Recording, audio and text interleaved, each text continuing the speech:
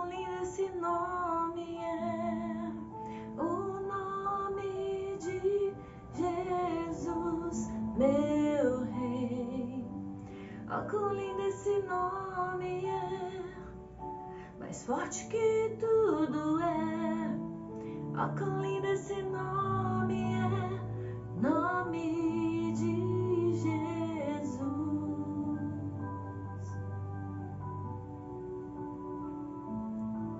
Boa noite, graça e paz, amada Igreja do Senhor. Mais um dia aí, mais uma noite em que nós estamos aí juntos novamente, em que eu conto aí a minha história para vocês.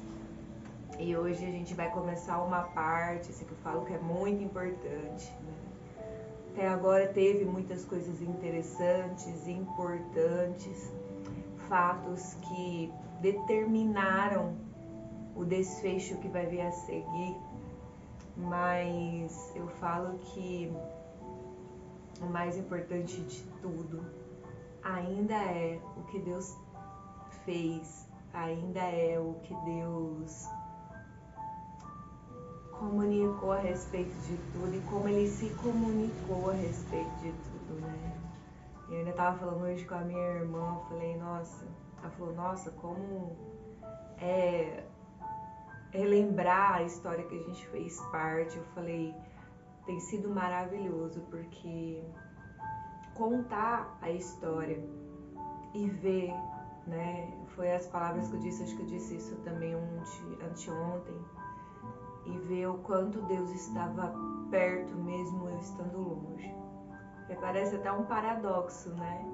E é mesmo, porque o qual eu estava longe, não conhecia, eu até queria que Ele resolvesse os meus problemas, mas eu não sabia nem acessá-lo, nem como acessá-lo, né? E é maravilhoso ver como Ele age, como Ele tá ali com a gente, né? Ele não deixa a gente sozinha, essa é a palavra, né? E eu quero aproveitar e orar com você nessa noite, que eu vou começar a contar essa parte do meu testemunho, que é a parte de casei agora.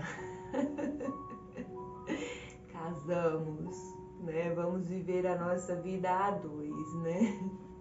Então eu quero que você ore comigo. Boa noite, ateliê aí, vestidos com a gente. B, boa noite. Vão entrando. Enquanto isso, eu vou orando. Amém? Pai amado e querido, nós te agradecemos, Senhor. Eu te agradeço, Senhor, por essa oportunidade única, Pai, a qual o Senhor tem dado a mim, a contar a minha história, Senhor, e ao contar a minha história, ao me lembrar de toda a minha vida, Pai, ver que o Senhor nunca me deixou, que o Senhor sempre esteve lá, Pai, nos momentos mais difíceis, nos momentos mais fáceis, mas em todos os momentos o Senhor esteve lá.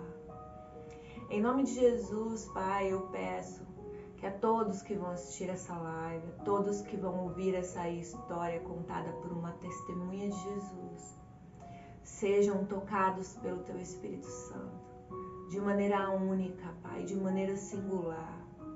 Que as minhas feridas curadas, Pai, que as minhas cicatrizes apresentadas, elas possam, Senhor, servir de esperança e motivação para que as feridas delas, Pai, sejam curadas, para que as feridas dela, Pai, tenham uma solução, que elas tenham esperança, Senhor, e fé, que as delas também podem ser curadas através do Teu toque, através da Tua vida, através do Teu amor, Senhor, que também nunca as deixou, nunca as abandonou, Pai, nunca as desamparou, Pai, como um pai realmente que cuida, Senhor, de um filho, que sabe da situação de um filho, Pai, mesmo que ele não queira conselho, mesmo que ele esteja distante, um Pai que não deixa, Pai, de cuidar daquilo que é seu. Que o Senhor venha abraçar, Senhor, essas pessoas com o seu amor, com a sua graça, Pai, com a sua bondade.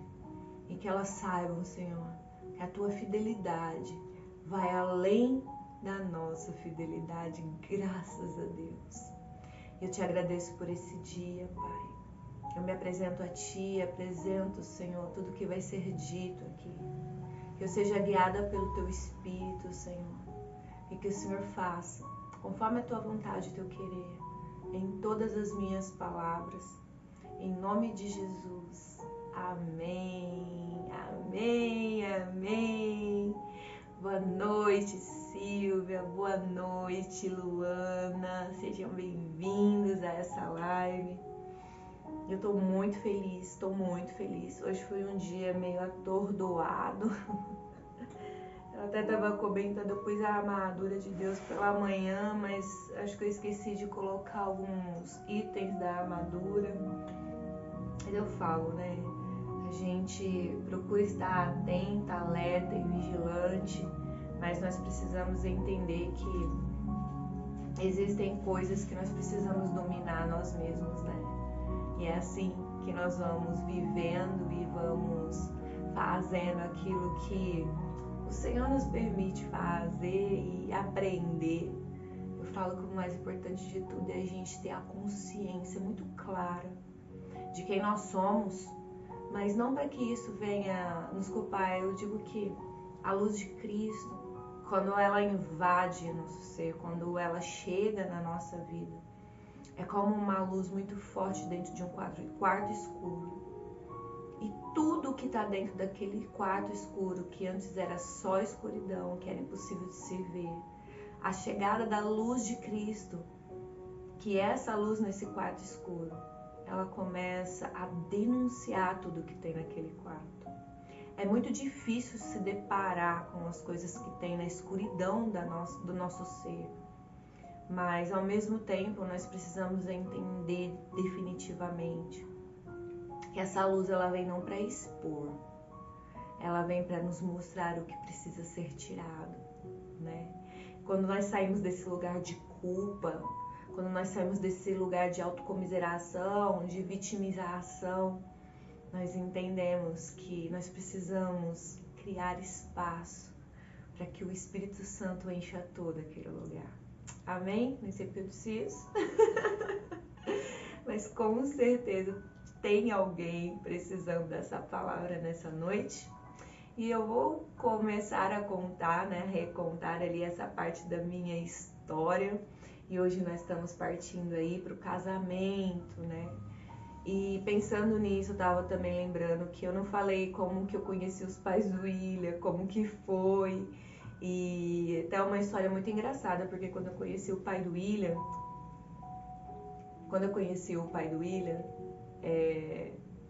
ele chegou na casa da minha mãe, né? De surpresa, sem avisar. E bateu palma e minha mãe achou que era um cobrador da Tanger, porque naquela época os cobradores vinham aos portões para poder fazer as cobranças, e ela tava devendo, né? E aí ele chegou lá e ela falou, não, hoje eu não tenho. E ele disse assim, eu sou o pai do William, eu quero conversar com a senhora é a mãe da Michele? E aí ela falou, sim, né? E nós estávamos na sala ali, né, de mãozinhas dadas no sofá, assistindo minha TV de 9 polegadas. E aí ela entrou e falou assim, William, seu pai tá aí. Aí, velho, meu pai tá aí, né? Quando ele saiu lá fora do pai dele, ele ficou branco. Nossa, meu pai. Aí o pai dele entrou, se apresentou, sentou. E tava muito sério, né? Assim, muito formal. Aí ele falou assim, olha, eu preciso conversar com a senhora porque eu não tô gostando desse namoro. Foi bem assim, bem reto e direto. Aí, né, eu já fiquei assim, achei estranho, né? E aí ele falou assim, porque o William tá chegando muito tarde em casa.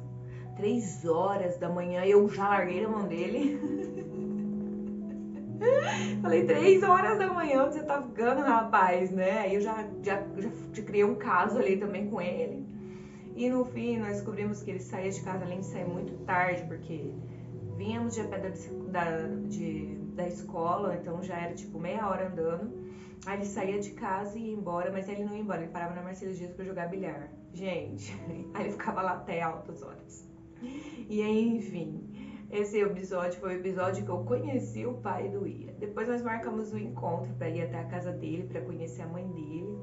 E assim, infelizmente não foi nada muito bem sucedido. O William, a mãe dele tinha alguns problemas e isso repassou pra mim.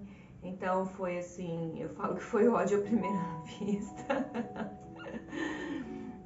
A gente se dava bem na medida do possível, né? Mas eu não conseguia entrar no coração da minha sogra. Então ela sempre soltava umas ferpas, falava muitas coisas pra mim. Mas em contrapartida eu sempre respeitei muito a minha sogra. Eu sempre tive comigo que pai e mãe são sagrados e nós precisamos dar a devida honra a eles, né, independente de qualquer coisa. Então isso eu sempre levava muito dentro de mim. Então eu respeitava muito. Às vezes o Willi queria brigar com ela por causa de mim. Eu falava, não, ela é a sua mãe, né? Enfim, ela não quer uma amizade, ela não quer uma aproximação, mas não há o que se pode fazer, então vamos dar o espaço para ela. E foi assim durante muitos anos, mas hoje, graças a Deus, não temos mais esse abismo entre a gente. Demorou muitos anos, mas graças a Deus a minha sogra hoje é uma bênção. Enfim, dito isso, como conheci os pais dele, ele conheceu meu pai também foi bem desastroso, porque meu pai... Nesse período nós não conversávamos, como eu disse pra você, que é o começo da história de hoje. Nós não conversávamos, eu era bem revoltada mesmo. Eu passava por ele, fingia que não o conhecia. Eu passava por ele e eu ignorava, né? Sempre que eu tinha a oportunidade de encontrar alguém que eu conhecia, eu realmente colocava tudo pra fora que estava dentro de mim. Então a gente tinha uma relação assim muito difícil. Quando minha mãe disse pra ele que eu tava namorando, ele foi lá na minha casa, sentou com o William, passou um sermão. Não foi amigável também. Não foi, logo de cara já foi chamando ele de babaca, já foi falando algumas coisas pra ele, eu já não gostei, o William não gostou, menos ainda, né? Porque o William falou, cara, você nem cuidar das suas filhas, você cuidou, você nem teve presente. Então, virou aquele negócio, então, tanto de um lado como do outro, nesse ambiente familiar, nós teve umas pendências. Eu com a mãe dele, né, a mãe dele comigo, na verdade, e meu pai com ele, né, na verdade foi bem assim. Foi nem a gente que se dirigiu com tanta, né, mas foram eles que vieram armados, assim, pra cima de nós e ficou uma relação, assim, meia pisando em ovo, vamos dizer assim. Mas enfim, esse foi como a gente conheceu os nossos pais, né? Mas deu tudo certo, graças a Deus. E eu tava na parte em que eu tava já... que nós nos casamos, né? Então, nesses meses que nós ficamos morando juntos sozinhos, eu me lembro que não deu tempo pra muita coisa, porque eu tava grávida, eu tava passando muito mal, eu tava muito enjoada, eu ia trabalhando, então assim... ele não ia à escola, mas eu ia, então a gente pouco convivia, assim, só os finais de semana mesmo, que a gente ficava mais junto, né? Mas aí tem os afazeres, tem as coisas, a gente acaba, né, se dispersando um pouco, assim, eu falo que quando o casamento ele começa de forma errada, a gente perde algumas coisas que são muito importantes dentro de tudo que é feito dentro dos conformes, né? Quando a gente acelera os passos, porque a gente tava junto, a gente já ia se casar ali no final do ano, mas a gente pulou a etapa, né? Uma etapa, a gente namorou, mas a gente era muito jovem. Eu com 16 para 17 anos na época, ele com 19 para 20 anos na época. Então, assim, muito jovens, muito imaturos, né? E assim, vindos de famílias disfuncionais. Eu sem pai, ele meio que andando meio sozinho por conta dos traumas que ele passou, das coisas que ele viveu. O William era uma pessoa que vivia sozinha também. Ele tinha saído da igreja, ele também era batizado, ele também tinha saído da igreja, né? Então eu falo assim que nós dois estávamos ajuntando os problemas, né? O nosso casamento em si já com uma gravidez a caminho e nós ajuntamos problemas, né? Então tinha tudo para dar errado. Tudo para dar errado, né? E deu muito ruim. Durante muitos anos deu muito ruim. Como eu disse, esse ano vai fazer 25 anos que nós estamos casados, mas vai fazer 28 anos que nós estamos juntos. É muita vida, gente. É mais vida do que muita gente tem. E eu falo que, você lembra, né, prima? É terrível, gente. Assim, fora que naquela época, há 25 anos atrás, uma menina ficar grávida era tipo um escândalo mesmo, assim. Ai, nossa, fulana ainda era desse jeito, né? Mas fulana tá grávida. Vitória! Boa noite, Simone! Boa noite, sejam bem-vindas. Então já era um escândalo, já era algo assim, né? E, gente, pernilongo. E aí a gente tava ali, ainda durante esse período, 4 meses a gente ficou só, mas aí minha mãe voltou com os meus irmãos, aquele vucu com a casa cheia, começamos a comprar as coisas do bebê, carrinho, berço, cômodo. Pensa que um cômodo de Coab, que um quarto tem ali 2,60 por 2,60 no máximo. A gente colocou um guarda-roupa, uma cama de casal, um carrinho de bebê, um berço e uma cômoda, fora gente. Fora gente. Então assim, a gente tava ali no mundinho desse tamanho, né? E assim, coitado meus irmãos, cara, assim, hoje eu penso nisso e falo, uau, né? Eles também abriram mão do conforto deles. Minhas irmãs dormiam na sala, né? E às vezes eles se revezavam para dormir no quarto com a minha mãe. Eu falo, todo mundo ali teve que se apertar para poder viver naquele momento, né? E quando foi no começo do ano de 2000, o William recebeu uma proposta muito boa para trabalhar em Birigui, né? Na época tava no auge, assim, estourando o mármore sintético. E o William, como eu disse para vocês, ele tinha a profissão de modelista, né? Então, assim, as fábricas estavam fazendo pias de banheiro, pias de cozinha. E o modelista, ele faz o quê? Ele faz um molde, ele programa tudo. E o molde é o principal.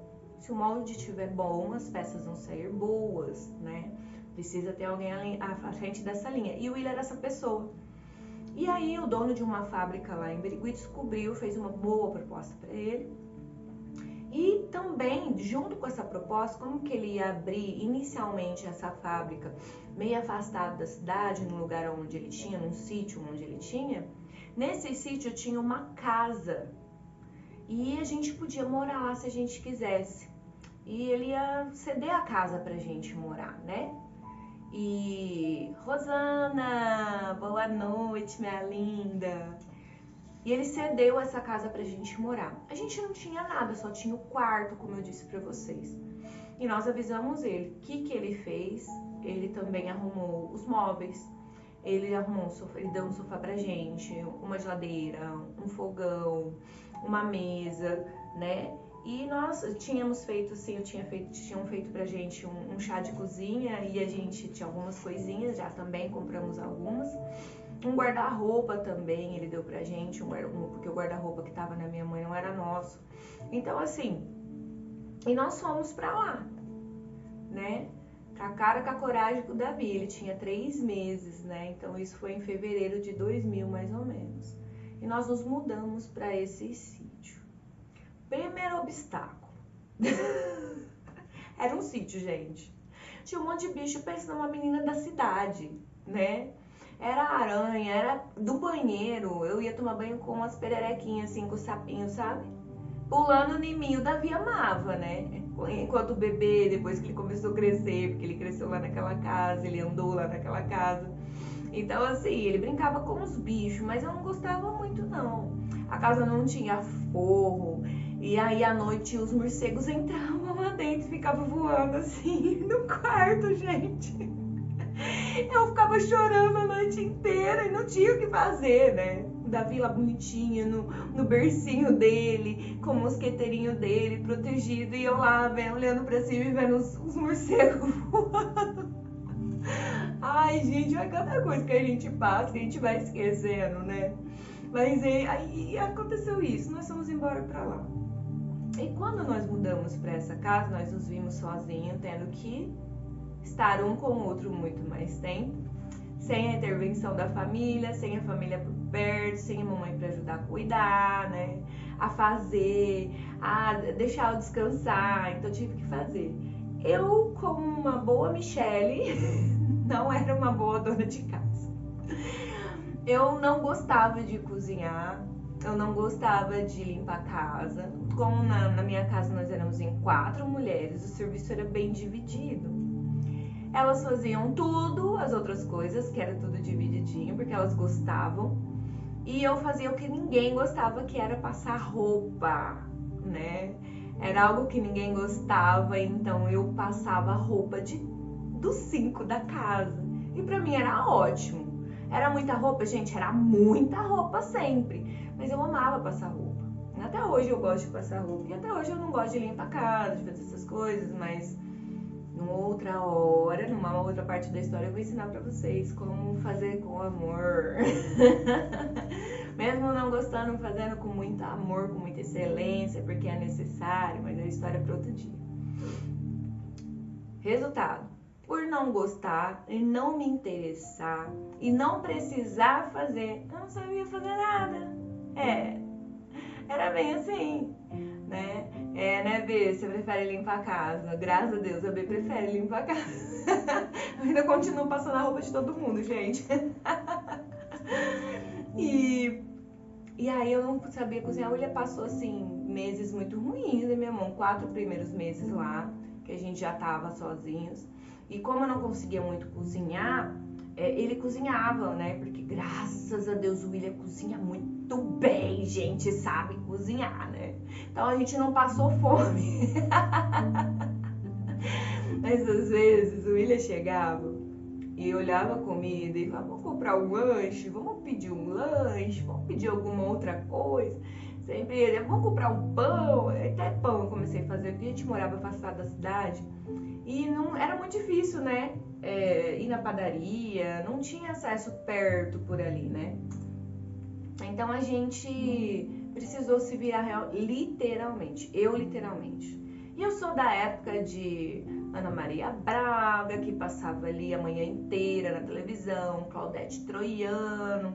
Eu sou da época que não era internet, né, querido? Que se hoje você abre o YouTube e fala: vamos fazer aqui um rosbife, um prato bem chique, sei lá, alguma coisa assim. E você abre lá no YouTube e você faz. A B fez o primeiro almoço dela assim.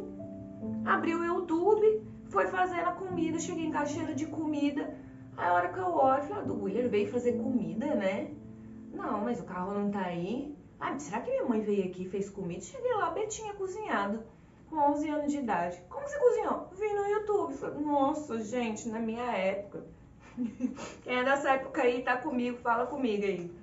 Pegava o caderno, sentava na frente da televisão. Assim, eu sabia que ia começar. Vai começar.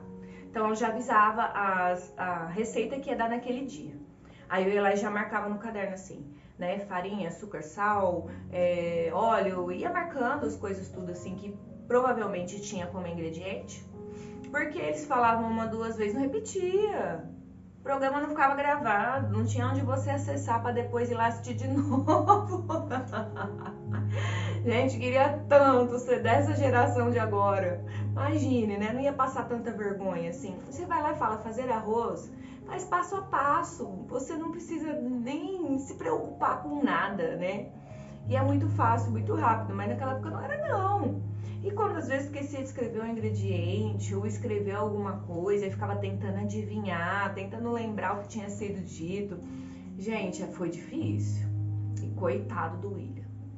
Coitado do William, que um dia o arroz estava uma lama, um dia o arroz estava duro, um dia o arroz esquecia do sal, o feijão, aquela água lavada que eu não sabia engrossar. Mãe, como que faz, mãe? Como faz frango? Ficou, eu lembro meu primeiro frango ensopado. Gente, sabe o que eu fiz? E foi bem no dia que minha mãe voltou pra casa. Olha, eu passando a maior vergonha, né? A gente passa vergonha de graça. A minha mãe voltando, quando ela tinha ido aquela época em São Paulo, eu falei, vou fazer frango. E aí eu peguei e fui fazer frango. E aí o frango ensopado, é claro, a gente vai ali, dá uma fritadinha nele, vai pôr no água, um pouquinho de água e tudo. O que eu fiz? Peguei o frango, coloquei tudo na panela de pressão e enchi de água. Cozinhei o frango. E deixei lá, temperei tudo. Quando minha mãe chegou, a Bia falou, filha, não é assim. Eu falei, mãe, não ficou igual o seu. O frango tava afogado lá na panela, coitado. Pra minha sorte, meu tio adorava frango daquele jeito, né? Que o meu tio que trouxe ela junto com a minha tia. Mas, gente, que coisa mais horrível de se dizer, mas é verdade. Eu era uma menina que não sabia cozinhar. Em contrapartida, eu era uma menina também que era muito assim, pensava muito sobre Príncipe Encantado. Como uma menina que cresceu sem pai, eu queria muito que alguém cuidasse de mim, que me amasse. Na verdade, como eu pulei essa etapa e como eu tinha esse abandono muito vivo dentro de mim, eu queria, deixa eu ver, sua comida tava maravilhosa da última vez, precisa vir de novo. Eu tô melhor agora. Viu, prima? Obrigada. E, viu, gente? Olha, tá aqui a prova. Leia aí o comentário da Silvia. Eu aprendi a cozinhar assim, viu? Por mais que eu não goste, cozinho muito bem, sem modéstia. E então, eu, sendo essa menina, eu fui para um casamento, na verdade, querendo um pai, né? Eu queria ser protegida, cuidada, amada, né? E eu tinha ali os meus sonhos de menina, porque eu ainda era uma menina. Então eu ainda sou, né, romântica, eu sou melosa, pegajosa. E eu fui pro casamento com tudo isso, né? E já fui pro casamento grávida com um bebê e tudo, que torna tudo muito mais difícil. E o William também, em contrapartida, foi com todos os problemas dele, né? Disfuncionais que ele tinha. As minhas disfunções eram essa, eu era noveleira, eu gostava muito de filme romântico, mas por quê? Porque eu queria alcançar aquilo que eu assistia, né? Eu vivia naquele mundo onde, nossa, o homem fez isso, o homem faz aquilo. E, como eu disse pra você, a linguagem do William de amor era totalmente diferente, né? Ele presenteava, ele cuidava, ele era provedor, como ele é até hoje. A linguagem do amor dele é o quê? Ele chega com uma roupa, ele me dá um dinheiro para fazer um cabelo, ele me dá um dinheiro para comprar alguma coisa para mim, do nada. É a linguagem do amor, ele tá me dizendo, eu te amo. É como se ele estivesse me abraçando, me beijando e dizendo, eu te amo. Mas eu tinha só 17 anos, era uma menina, cheia de expectativas, e comecei a ficar me frustrar. E quando nós fomos morar sozinhos, o negócio parece que desandou por inteiro, né? Eu não conseguia desligar o meu cordão umbilical da minha mãe. Eu passei por momentos muito difíceis de ficar apavorada. Eu acredito que eu chegava a ter crises, né, de ansiedade e tudo. Hoje a gente fala muito sobre isso, mas na época não era falado. Eu chorava muito. Eu queria vir todos os fins de semana aqui para Araçatuba para ficar com a minha mãe. Eu não conseguia literalmente me desprender dela. E eu cometi vários erros, porque todas as minhas necessidades e todas as minhas frustrações, eu jogava essa carga em cima dela, né? Isso, nossa, gente, quando a Bíblia fala para você deixar pai e mãe, para se unir com o seu marido, eu falo que você tem que estar muito preparada para sair da casa dos seus pais. Você tem que estar um pouco mais maduro para sair da casa dos seus pais, para sair realmente, para cortar esse cordão umbilical. Porque cometendo esses erros, eu fui, porque a nossa verdade é a nossa verdade. Concorda comigo? O que eu sinto, o outro não tá sentindo. O que eu vejo, o outro não tá vendo da maneira que eu vejo. Nós, como seres humanos, nós temos a tendência do quê? De supervalorizar as nossas dores. Então, nós valorizamos e supervalorizamos as nossas dores. Nós olhamos ali para aquela ofensa, seja ela uma ofensa real ou uma ofensa de qualquer outro tipo de nível, e a gente supervaloriza aquilo misturada e agregada a todos os traumas que a gente tem durante a vida, né? Então, nós nos defendemos quando nós somos ofendidos, né? E eu levava tudo isso para minha mãe, né? E imagina a bola de neve que começou a virar, né? Um negócio que começou a virar, porque aí pega raiva, aí não ouve a outra parte da história, aí não sabe realmente como aconteceu. Mas o William também, em contrapartida, tinha os seus traumas. Ele achava, por tudo que ele passou com a família dele, ele achava que mulher tinha que ficar no lugar dela. E esse lado dele eu só descobri depois que nós casamos. Ele não apresentava esses sintomas durante o namoro, nem no comecinho, quando eu estava grávida, né? Mas depois que nós passamos a morar junto, que eu já tive o Davi, ele começou a apresentar esses sinais de ignorância, de controle total sobre mim. Gente, chegou um ponto em que ele não deixava eu comprar nem as minhas próprias roupas. Ele não deixava eu cortar meu cabelo. Ele não deixava eu usar maquiagem, ele não deixava eu me cuidar.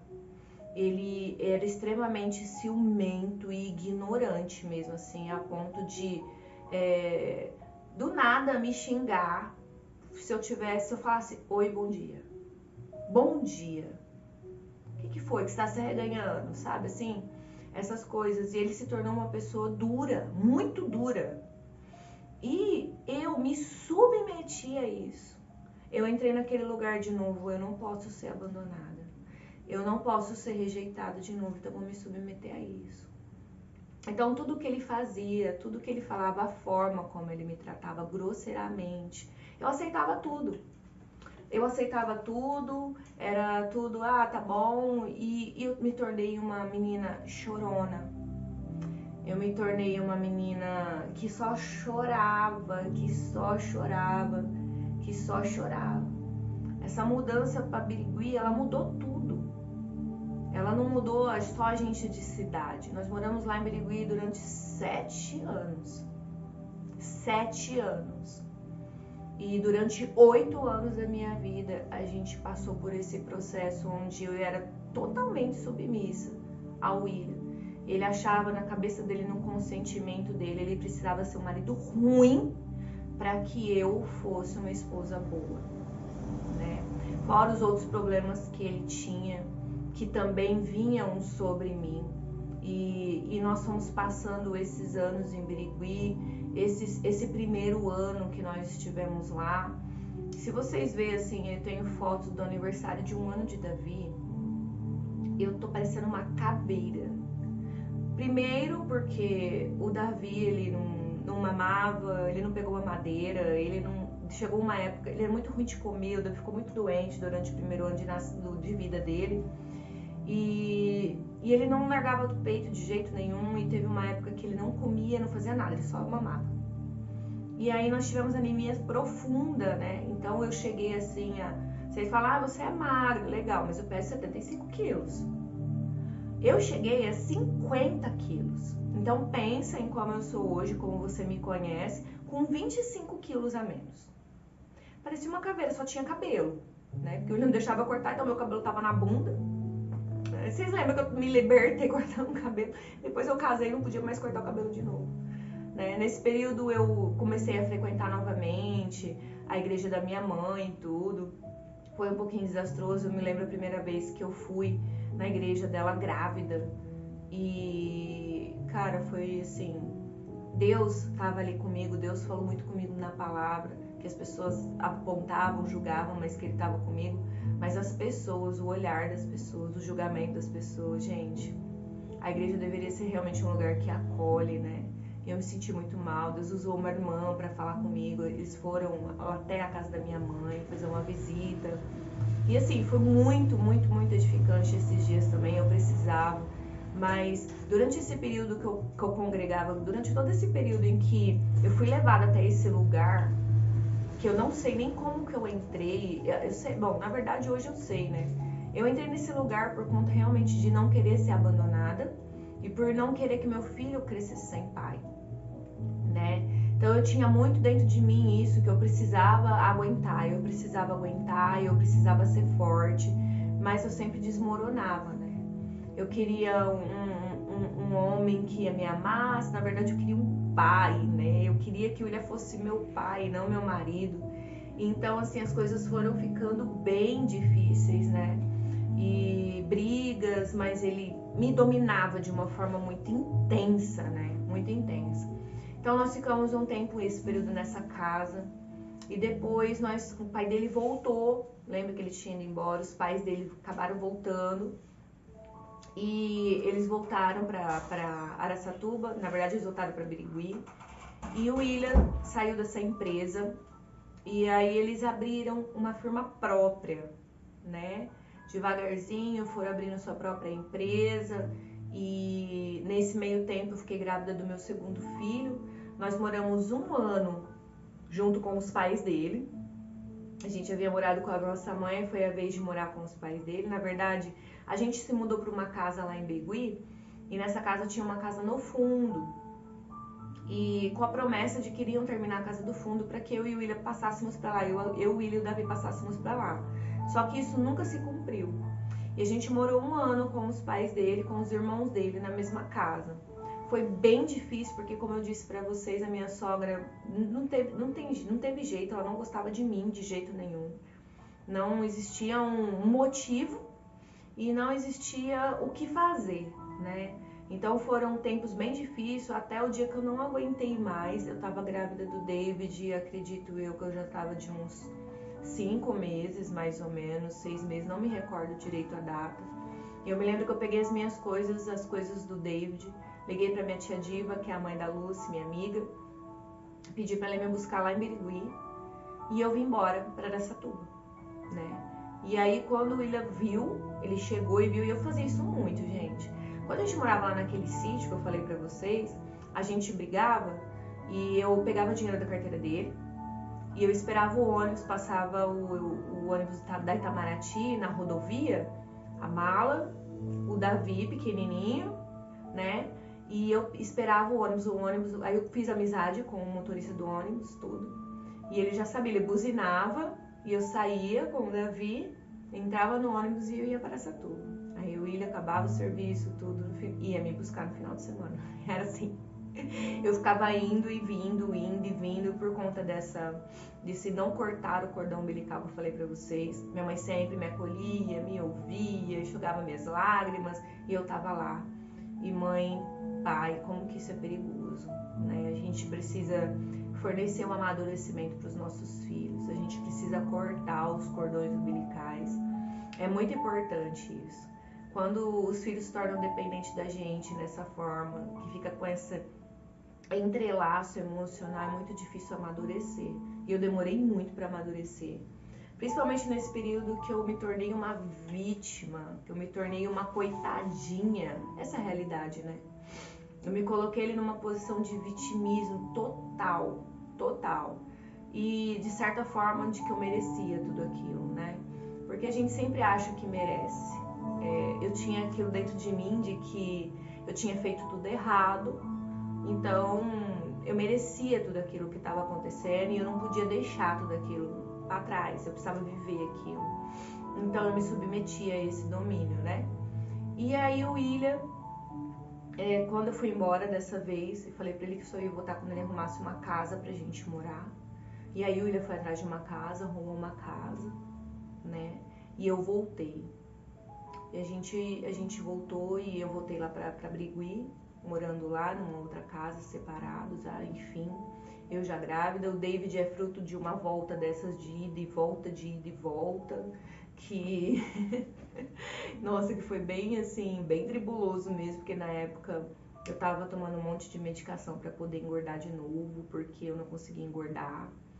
E eu tomando medicação e eu tava tomando anticoncepcional, e uma dessas medicações elas influenciaram ali para o corte do anticoncepcional, provavelmente ou não. A minha médica disse, quando eu engravidei da B, que eu tinha um outro problema, que é por isso que eu tinha engravidado tomando um anticoncepcional. E eu fiquei grávida do David, né? Então aí já tinha o Davi, fiquei grávida do David. E aí a gente foi morar nessa outra casa. E assim, foi muito difícil. Eu lembro que teve, nessa época da gravidez do David, a minha irmã, a Dani, morou com a gente também. Ela foi trabalhar na empresa do William, então ela morou com a gente. E eu lembro também que o meu útero estava muito fino, e ele rompeu e ele abriu, e eu tive que costurá-lo, eu tive que ficar de repouso absoluto da gravidez do David. E era tudo muito conturbado, era tudo muito difícil, porque eu precisava ir, eu precisava vir, eu não tinha carteira de motorista, o William não deixava eu tirar, eu não dirigia, então eu ia para os lugares de a pé ou de bicicleta. Gente, era uma vida assim bem difícil mesmo, né? Aí eu me lembro que a gente se mudou dessa casa que a gente estava e a gente se mudou para perto da firma, onde a firma estava, né? Onde a empresa deles estava. E a gente morava ali, aí o David nasceu, o David cresceu, né? Eu tava com uma aninha ali e eu comecei a sentir a necessidade de buscar Deus. Teve um período da nossa vida, lá em Birigui, que a gente foi para a comunidade, na casa, que agora hoje é casa do pai, né? Mas era a comunidade de Birigui, que era a comunidade igual, a comunidade de Araçatuba aqui, lá era a comunidade de Birigui. E nós começamos a frequentar, conhecemos um casal muito top, né? Eu lembro que eles tinham 2 filhinhas gêmeas idênticas e eles começaram a cuidar da gente de certa forma. O William ficava meio assim, eu tava me entregando totalmente ali e tudo, né? Me encontrei de novo. Eu passei todo esse período antes disso, eu ia ainda à igreja, que minha mãe ainda vai e tudo, mas eu sentia falta de alguma coisa. A igreja, ela me dava palavras que me confortavam, mas não me ensinavam como vencer o que eu estava passando. Não sei se você consegue entender. As palavras eram de consolo. Deus vai vencer o seu inimigo, Deus vai fazer essa situação acabar, Deus vai fazer com que tudo isso passe, Deus está com você. Então, assim, isso me consolava, mas não me dava armas e nem ferramentas para que eu pudesse vencer tudo aquilo e como vencer aquilo e me mostrar por que eu estava passando por aquilo. Não era só consequência de pecado, mas que tinha algo a mais, mas que tinha algo que eu precisava fazer. Ou seja, eu tinha que entregar minha vida para Jesus, literalmente, para poder romper com tudo isso. Eu tinha que ser curada dos meus traumas, eu tinha que ser curada de mim mesmo, mas eu não tinha esse respaldo dentro daquele lugar que eu ia. E eu comecei a ir na comunidade, comecei a aprender umas coisas que eu não sabia. E eu comecei a ouvir mais sobre Jesus. Eu comecei a ter um pequeno despertar. Mas durou muito pouco tempo. Porque o William não gostava, o William não queria, o William deixou... Ele foi comigo algumas vezes, deixou a célula em casa, mas era assim, o pessoal chegava para fazer célula, o William saía. Saía com os amigos, saía às vezes para beber, me deixava sozinha com as crianças e com o pessoal lá. Né? E eu fui de novo desanimando, e aquele domínio e aquele negócio, eu fui desanimando e fui deixando de mão, parei também. Eu creio que naquela oportunidade o Senhor já queria me resgatar, me trazer para Ele, mas eu desisti. Eu me submeti à pressão, né? E nesse período a gente tava ali, e gente, essa parte da minha vida que eu tô contando, eram partes de ida e vinda. A gente brigava, eu pegava minhas coisas, pegava as crianças e vinha pra casa da minha mãe. Pegava minhas coisas e era assim. Quem olhava a gente falava, não vai durar. Tem tudo pra dar errado, não vai dar certo, né? E o William é muito incisivo nas suas decisões e na sua maneira de conduzir aquele casamento. Ele não abria mão de nada, né? E a gente teve muitos problemas por conta disso. E eu fui me tornando ainda mais aquela vítima. Eu só chorava. O parâmetro sobre William ser como ele era me dava um parâmetro ainda maior de justificativas, de justiça própria. Ele me tratava mal e era grosseiro em qualquer lugar. Ele não era aquela pessoa que ia na rua, não, em todos os lugares, né? A gente saía, a gente ia aos lugares e ele fazia questão de me humilhar. Era algo assim que não era normal mesmo, sabe? Era algo que vinha ali, ele fazia comigo tudo o que ele queria fazer para descontar em outra pessoa. E não era eu o alvo. Mas ele fazia isso comigo, porque ele era uma maneira de descontar em mim. Ali todos os traumas que ele sentia, toda a raiva que ele sentia, todo o ódio que ele sentia, né, em relação à vida dele, familiar. E nesse período aconteceu algo que mudou um pouco também, mudou drasticamente a nossa vida. Nesse período, aconteceu que a gente, né? Eles faliram a firma. De uma hora para outra, estava fazendo algumas coisas e uma grande empresa deu um golpe neles e a empresa simplesmente faliu. A gente não era nem tão pequeno nem tão grande, mas naquele momento aquele golpe que foi dado foi suficiente para acabar com tudo. Usaram ele, né, para fazer os modelos, aí nisso aí outras pessoas já foram fazendo também e enfim, nós perdemos tudo. O William ficou sem chão, né, ele ficou bem assim, bem transtornado na época. Eles fizeram tudo adequadamente, assim, eles ficaram todos endividados, ele e o pai dele. Quando eu falo ele e o pai dele.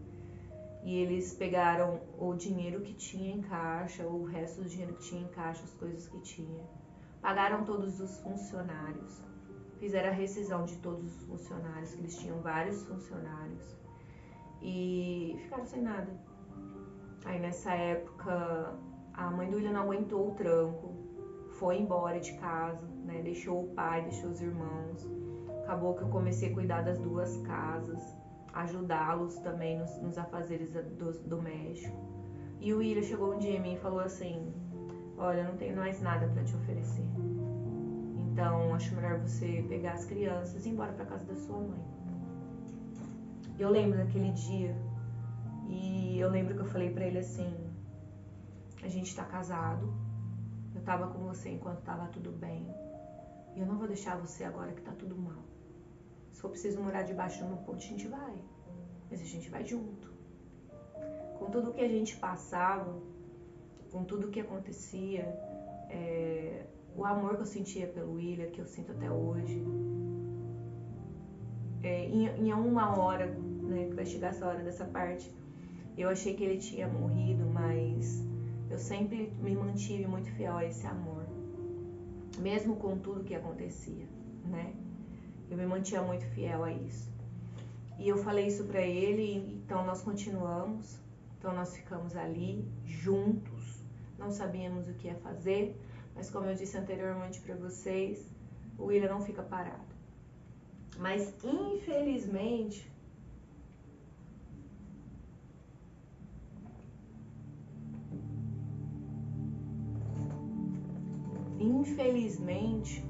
isso já era uma altura de 2003, 2004 mais ou menos.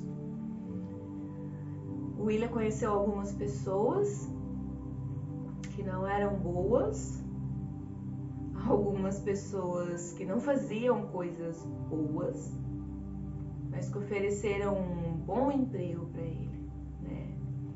Ofereceram um bom emprego, uma casa para morar, né? E toda a assistência que nós estávamos precisando naquele dia. E aí começou uma nova etapa da nossa vida, onde o William ficou envolvido nesse mundo de loucuras. Foi uma fase muito, eu acredito realmente, eu sei que foi uma das fases mais difíceis da minha vida, porque ali aconteceram muitas coisas, né? Eu vi muita coisa, eu passei por muitas coisas. Esse envolvimento que ele teve acarretou ainda mais no nosso casamento. A gente foi ficando cada vez mais distante, foi muito mais difícil. Eu Eu me lembro do medo que eu tinha de morrer todos os dias. Eu e meus filhos chegamos a ser alvo de tiros em um determinado ponto. Então, assim, eu vivia com medo, eu vivia tensa, fora os lugares que ele começou a frequentar, fora os lugares que ele ia, os envolvimentos que ele tinha por conta do serviço, por conta de para quem ele trabalhava, tudo tem uma organização específica. E ele começou a frequentar lugares, ele começou a se envolver com coisas, com prostitutas. Então, assim, foi um período bem difícil da minha vida, assim. Foi um período em que eu vivia sozinha, literalmente, assim, eu e meus filhos, né? Eu tentava não pensar no que estava acontecendo, eu tentava pensar que eu não estava vivendo aquilo. Eu tentava pensar que eu estava em outro lugar, né? Eu me lembro da minha mãe, das minhas irmãs indo lá me ajudar, ficando comigo, das minhas amigas que nunca me abandonaram, a Lúcia e a Gi, e a gente passando por esses momentos, por essas dificuldades. E eu lembro também que todo mundo queria muito que eu me separasse do William. Todo mundo falava, você não precisa disso. Vem pra cá, vem embora, deixa o William sozinho.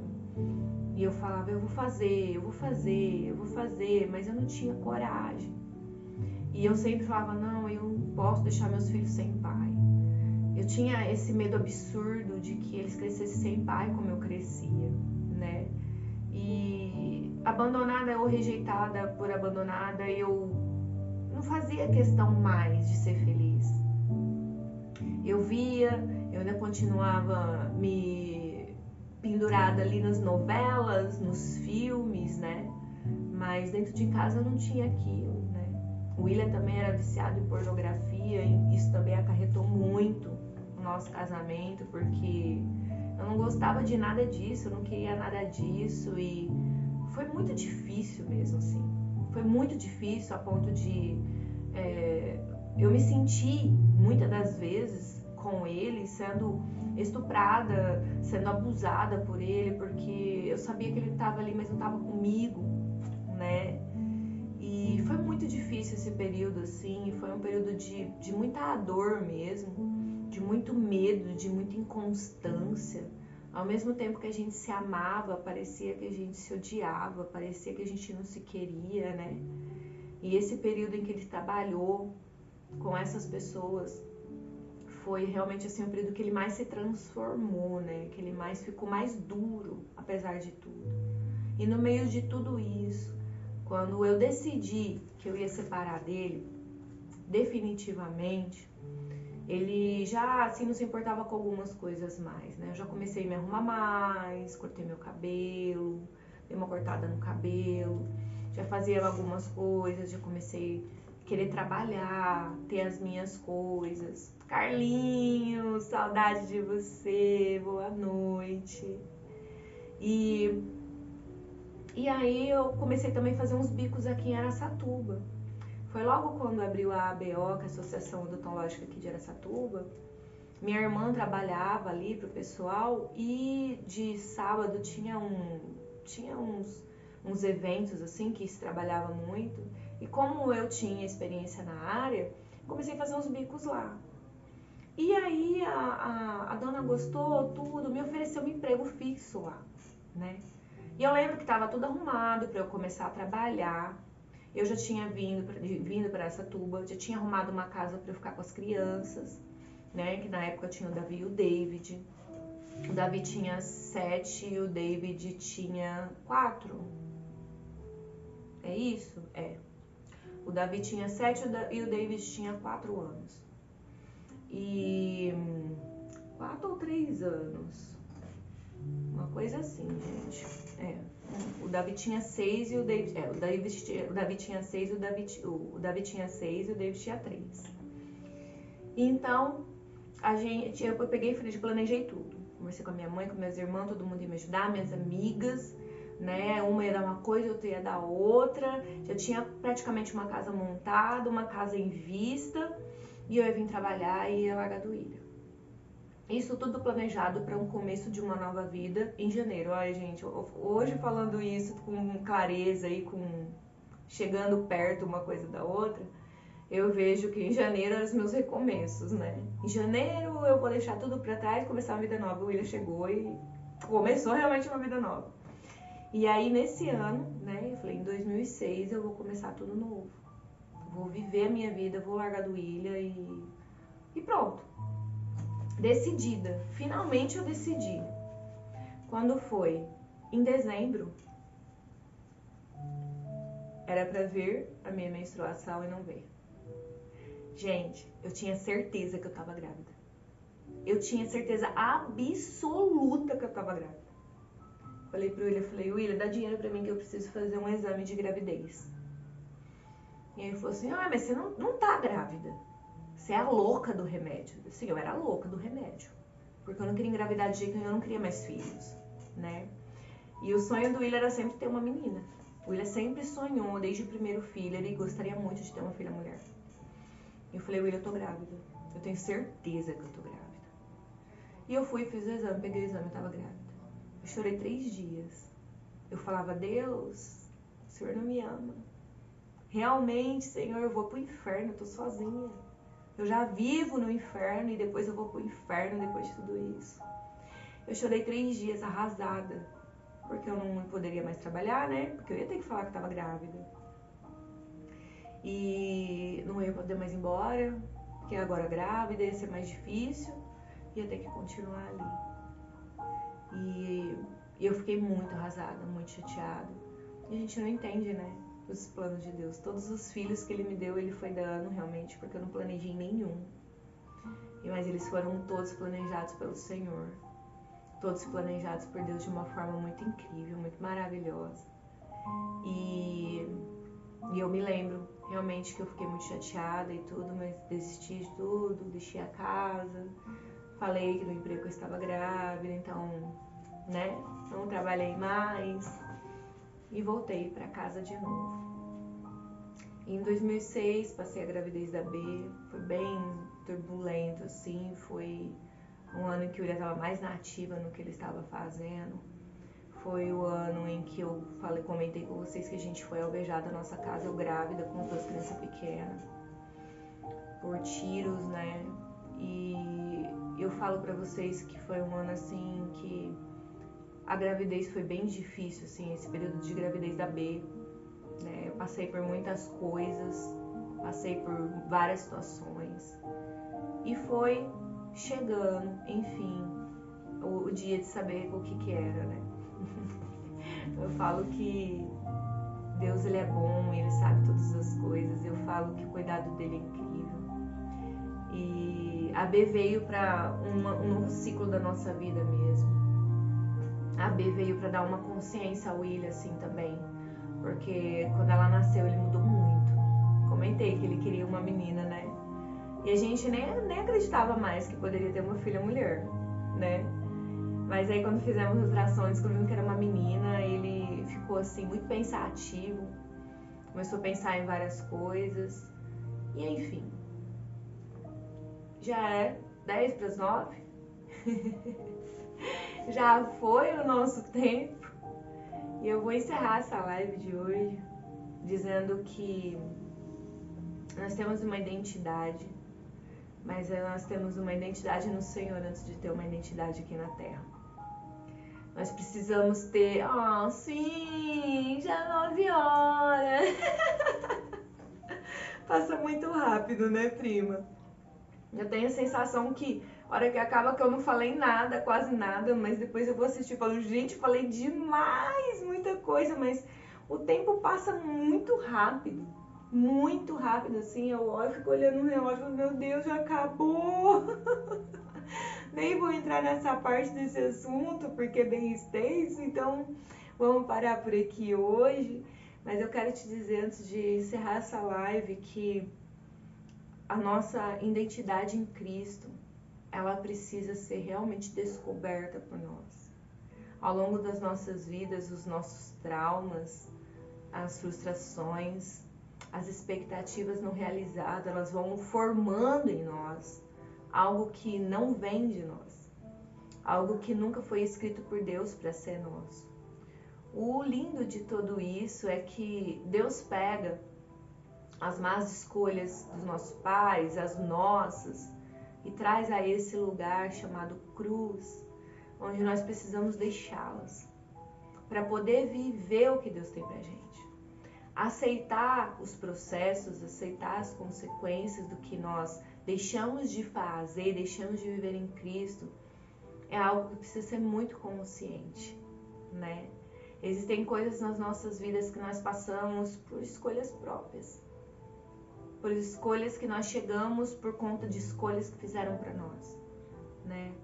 E eu sei que nesse lugar onde eu estava, nesse primeiro período aí, nesses primeiros anos, né, da minha vida, em que eu fiquei aí nessa, como que eu posso dizer, nessa bolha realmente de vitimismo, nessa bolha de insatisfação, nessa bolha de tristeza, nessa bolha de é isso mesmo que eu mereço, é isso mesmo que eu tenho que ficar, eu tenho que aceitar, porque eu não posso fazer mal para os meus filhos, eu não posso abandonar, eu não posso deixar eles sem pai, né?